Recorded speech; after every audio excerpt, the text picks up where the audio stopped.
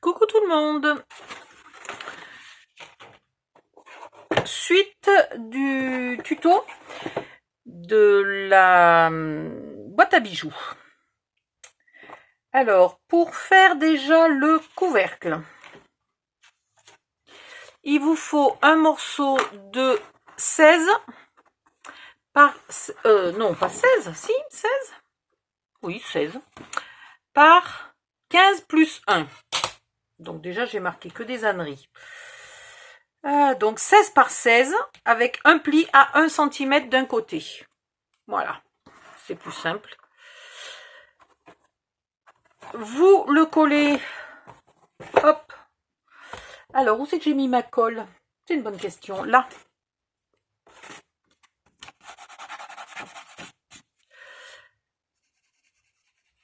Ici, il va falloir enlever... Oh, mais...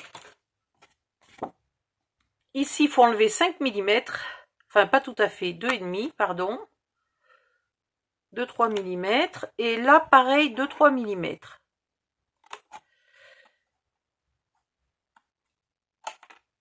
Pour qu'au milieu, il vous reste 15,5. Ça va, je suis à peu près 15,5 ou 1 ou 2 mm de moins, c'est pas très grave. Aïe, pardon, j'ai très mal au bras.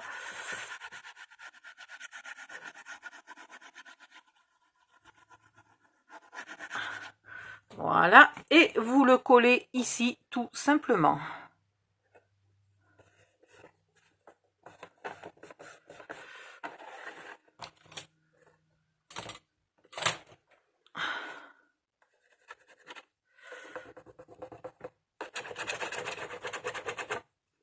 J'ai vu que dans le groupe, il y en avait qui étaient très pressés d'avoir ce tuto.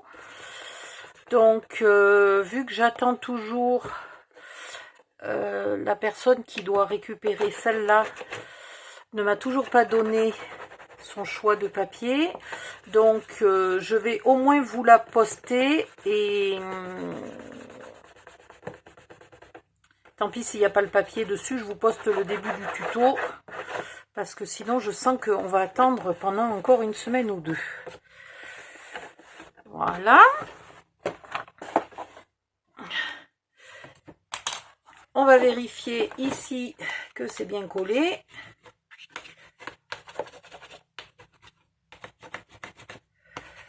Alors ici, il faut trouver un miroir qui soit plus petit que 15 par 15. Et puis surtout qu'il ne soit pas trop épais, hein, pas trop lourd. Voilà. Sur celle-là, j'ai pas fait. Si vous voulez faire un décor autour, vous rajoutez un bon centimètre là pour la largeur de la perfo et vous faites un tour. Mais comme j'ai une perfo qui ne fait pas les angles, voilà, je ne l'ai pas fait cette fois-ci. Et puis elle ne voulait pas toutes les fleurs, etc. Voilà, elle voulait quelque chose d'assez sobre, de pas trop chargé. Donc je l'ai fait très sobre. Vous pouvez éventuellement là arrondir les angles. Dans ce cas-là, vous penserez d'arrondir aussi. Ah, mais j'ai pas de force. J'ai tellement mal au bras que j'ai pas de force aujourd'hui.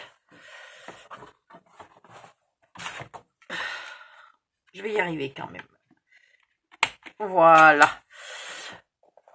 Ça fait très joli quand même avec les angles arrondis. Il ne faut pas hésiter. Ensuite, ici, là, je trouve que c'est pas très joli, l'angle tout droit. Donc, je vais le tailler légèrement en pointe. C'est quand même plus joli comme ça. Ok. Maintenant, pour la porte. Alors, pour la porte, il vous faut un morceau, je l'avais fait, qui fait 18,5 si je dis pas de bêtises. Ou 18. Attendez, je vais vous dire ça. Parce que comme c'est petit, je ne l'ai pas noté. Un petit peu moins que 18,5.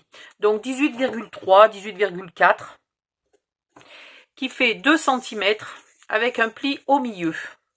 Voilà. Et vous le collez au bord.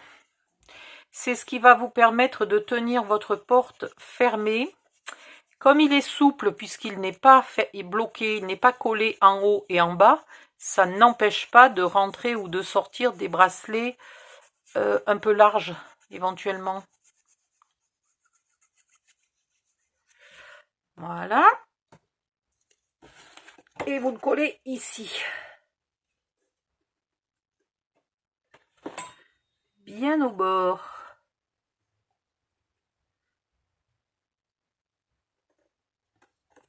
Ça permettra aussi de mettre un aimant.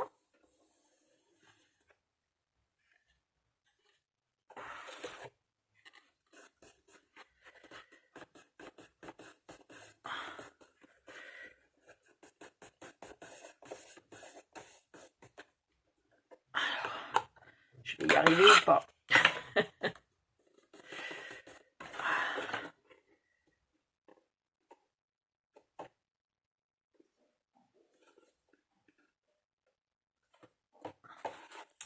Impeccable. Maintenant, vous faites une porte de 9 plus un onglet de collage. Moi, j'ai laissé tout ce qui restait à ma chute de papier, mais vous pouvez très bien faire un onglet d'1 cm. Hein. Donc, 9 plus un onglet de collage par 19,5. Alors, je vais en enlever un peu parce que je vais avoir besoin d'un morceau pour mettre à l'intérieur. Donc, tant qu'à faire, autant... où est mon cutter, là? Plutôt que d'aller taper dans un nouveau morceau, je prendrai celui-là. Voilà, donc vous mettez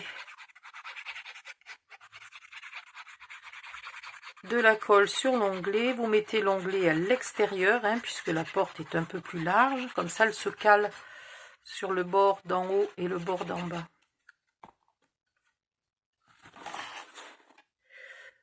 Vous la mettez pour qu'elle dépasse de 5 mm en haut et 5 mm en bas. Et vous faites coller.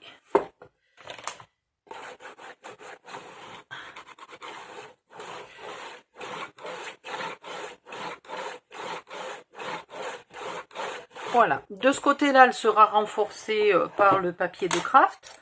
De l'autre côté, vous prenez une chute de 18,3 ou 4. Voilà. Par au moins 2 cm de large. Si possible, 3 c'est mieux. Avec un pli au milieu. Voilà.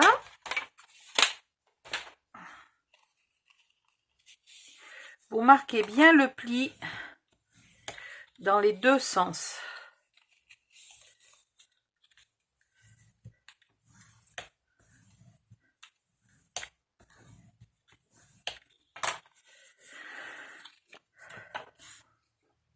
Vous mettez de la colle. Alors, on peut légèrement épointer ici aussi pour être sûr que ça rentre bien.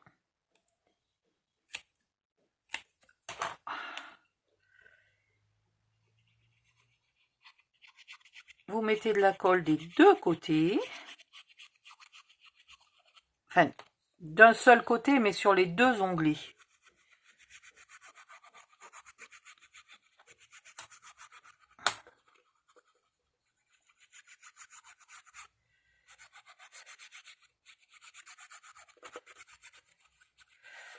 C'est un peu pour renforcer la charnière et c'est aussi pour que quand on est à l'intérieur, là, on voit pas de fente.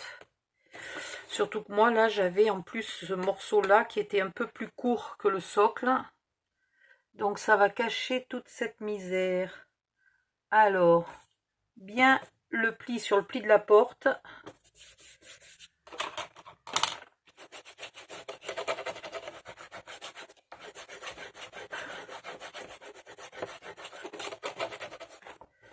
Et voilà.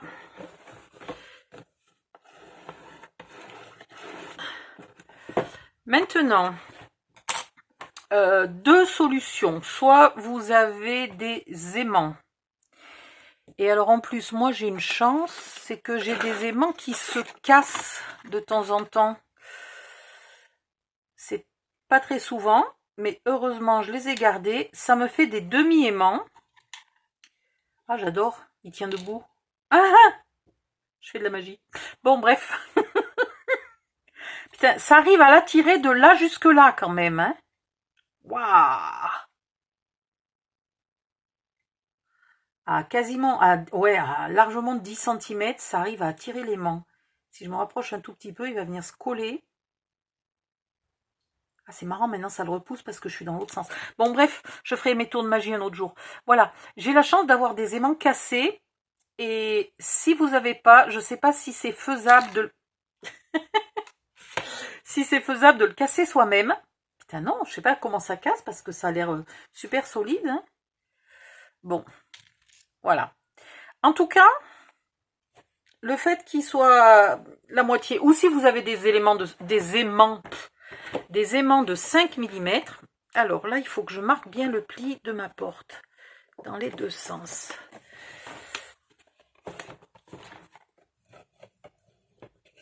Ça va l'assouplir un peu et elle m'embêtera moins au milieu. Voilà.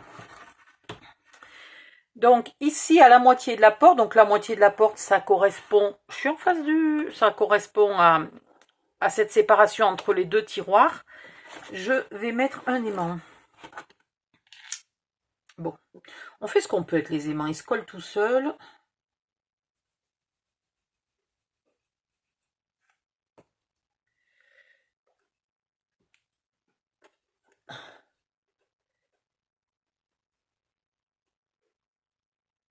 Voilà, je vais le laisser bien coller.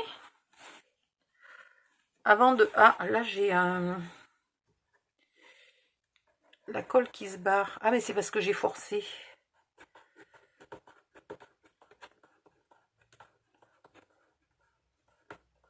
J'ai forcé quand j'ai plié ma porte dans l'autre sens. Voilà, alors l'aimant, il faut qu'il tienne. Si vous avez une pince à linge en bois, vous pouvez la mettre. Moi, j'ai que des petites pinces. J'en ai des pinces en bois, mais je ne sais pas où je les ai mises. Voilà. Donc, vous laissez votre aimant coller longtemps et puis après, vous mettrez l'autre aimant en face. Pendant ce temps, je vais vous donner les dimensions. J'ai du mal avec ma porte. J'aurais peut-être pas dû la renforcer avec un carton aussi épais. J'aurais peut-être dû la renforcer avec un plus fin. Parce que maintenant, pour la plier, c'est la misère. Mais ça va venir petit à petit.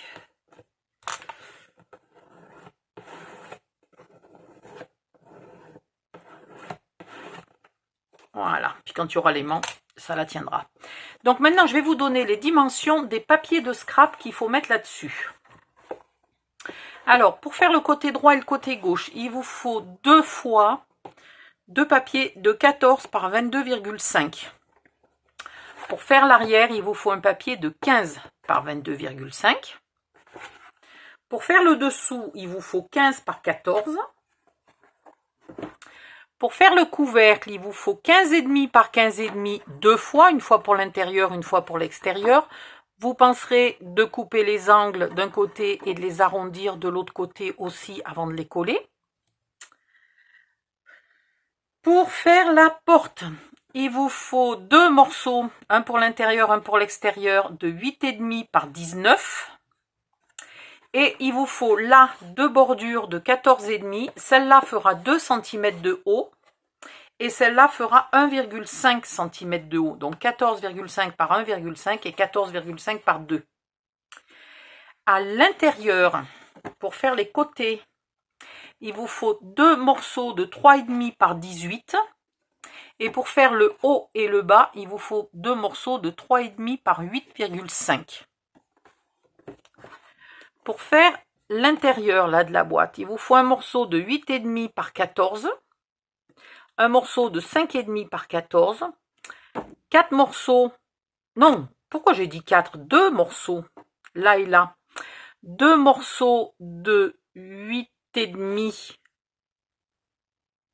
Pourquoi j'ai noté n'importe quoi? De 8,5 par 2. Et ici, 5,5 par 2, il vous en faut 2. Et après, pour faire les côtés, 1, 2, 3, 4 côtés, il vous faut 4 morceaux de 14 par 2. Voilà, donc ce que j'ai noté est totalement à côté de la plaque. 14 par 2, il en faut bien 4 et non pas 8. 2,5, là, il en faut 2. Et 8,5 par 2, il en faut 2. Voilà, j'ai noté, mais vraiment n'importe quoi. Ensuite, pour faire chaque tiroir, il va vous falloir 2 fonds, un pour mettre dessous, un pour mettre dedans, de 5,5 par 14. Il va vous falloir 4 morceaux pour faire les côtés de 2,5 par 14. Il va vous falloir 4 morceaux. Donc moi je mets toujours le devant plus joli, puis les intérieurs plus sobres. Donc un morceau plus 3 morceaux de 2,5 par 5,5. Sauf si vous voulez faire des séparations, auquel cas les morceaux de 5,5 par 2,5 va vous en falloir 2 pour chaque séparation que vous allez mettre. Voilà. Donc là, il en faudra 2 de plus, c'est-à-dire qu'il en faudra 4 plus 2, 6. Là, il en faudra 2, 4, 6, 8. Voilà. Pour le reste, que vous fassiez des séparations ou pas, le fond et les côtés, c'est les mêmes dimensions, simplement on les coupe en 2 ou on les coupe en 3. Donc, vous vous inquiétez pas plus que ça. Ensuite, aïe. Je vais vous mettre la vidéo aussi qui vous explique, il faut que je la fasse, la vidéo qui vous explique comment faire ça. Et dans ce cas-là, dessous, là, je n'ai pas mis de papier, je n'ai mis que ce petit bout-là. Voilà. Donc, je crois que je vous ai tout dit. J'espère que j'ai pas oublié de morceaux. Non. Normalement, non. J'ai oublié aucun morceau. Je vais attendre un peu. Ouais, je vais mettre sur pause et puis je vais attendre un peu pour faire la deuxième partie de l'aimant où je la fais maintenant, ça devrait aller. Allez, on va dire que ça va aller. Donc, il me faut mon demi-aimant. Voilà. Vous prenez votre demi-aimant et vous venez le coller. Il vient se mettre tout seul dans le bon sens. À l'endroit où vous avez mis le premier. Vous mettez un peu de colle. Vous repliez votre porte et comme ça, ça vous met la marque de là où il va le morceau. Voilà. Vous remettez de la colle du côté où il y en a déjà. Hein, ça vous indique de quel côté il faut coller. Vous ne trompez pas. Et vous venez le coller sur la marque. Voilà. Et vous ne le remettez pas tout de suite. Là, vous ne fermez pas votre porte tout de suite. Sinon, il va venir se coller ici parce que l'aimant est plus fort que la colle qui n'a pas encore séché. Hop, je peux ranger tout ça. Vous attendez que ça soit bien sec et ça sera consolidé par les papiers de scrap que vous venez coller dessus. Alors pour une fois, je vous dis toujours de ne pas mettre les aimants à ras du bord. Là, j'ai pas tellement le choix parce que je voulais pas faire une bordure très large. Donc mes aimants, même si c'est des moitiés, se retrouvent assez près du bord. Donc là, votre papier de scrap sera probablement pas super bien collé. Mais on n'a pas le choix. Voilà. Je vais regarder sur l'autre si je l'avais quand même à peu près bien collé ou si effectivement ça se voit. Oups! Voilà. On est d'accord que ça se voit un maximum, mais on ne peut pas faire mieux. Ah oui, ça, je vous ai pas expliqué comment j'ai fait ça pour mettre les boucles d'oreilles. Oups! Alors ça, c'est des épingles parisiennes, des attaches parisiennes. Voilà. Donc, que je tiens... Alors, ça allait mieux avant que je me coupe les ongles là. Voilà. Ah! Je suis allée trop loin. Je les plie ici. Donc, d'abord, je les passe dans le trou. Évidemment, hein, je mesure à égale distance. Si vous voulez mettre que des boucles d'oreilles et non pas des petites chaînes longues comme ça, vous pouvez faire 2 rangées de petits... Voilà. Donc, tiens, pourquoi je l'ai plié dans ce sens-là, celui-là? Bon, peu importe. Vous le passez à travers le trou, vous faites 2 petites papates et à l'arrière, vous mettez un peu de colle et surtout un bon gros morceau de scotch pour que ça ne bouge plus. Et puis vous collez votre papier après sur votre porte. Voilà, tout simplement. Je vous ai tout dit. Ah non, avant de coller le papier, avant de coller celui-là, vous mettez une poignée. Comme ça, quand vous le collez, ça cache les brasses. Et là, pareil, avant de coller celui-là, il faut mettre votre poignée ici. Alors là, c'est pas une poignée spéciale, hein. Je vais vous montrer ce que j'ai fait. C'est une déco en métal. Et où c'est que j'ai mis mes poignées? Non. C'est pas des poignées, ça. Ah, mais je suis encombrée, j'en ai de partout. Où sont les poignées? Ah, voilà. Viens ici. Hop là. C'est tout simplement une déco en métal avec une poignée. Les décos en métal étant assez molles, je me suis mise sur ma gomme avec les ciseaux très pointus et j'ai fait des trous dans le métal à l'endroit où il m'en fallait, puisqu'il n'y en avait pas.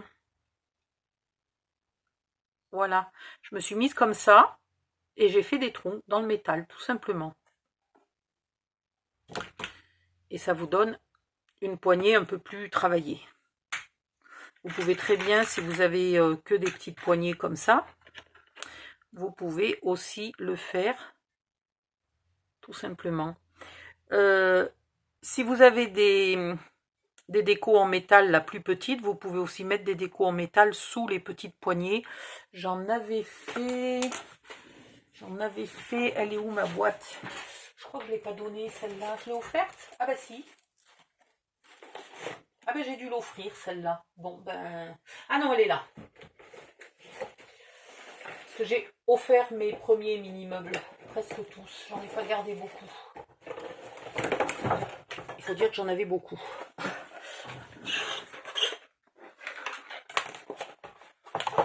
Voilà ce que ça peut donner aussi. Les mêmes poignées avec une déco en métal en plus. Donc là, avec ce décor-là, les trous correspondaient. J'ai pas eu besoin d'en faire. Voilà, voilà. Bon, ben vous savez à peu près tout. Je vais vérifier ce qui vous manque. Je vais voir si j'arrive à récupérer les infos du papier. Oh, j'en mets partout, au secours. Les infos du papier qui me manquent pour pouvoir finir cette boîte et vous la montrer finie. Et si possible, finir le tuto. Voilà, à bientôt. Bye bye.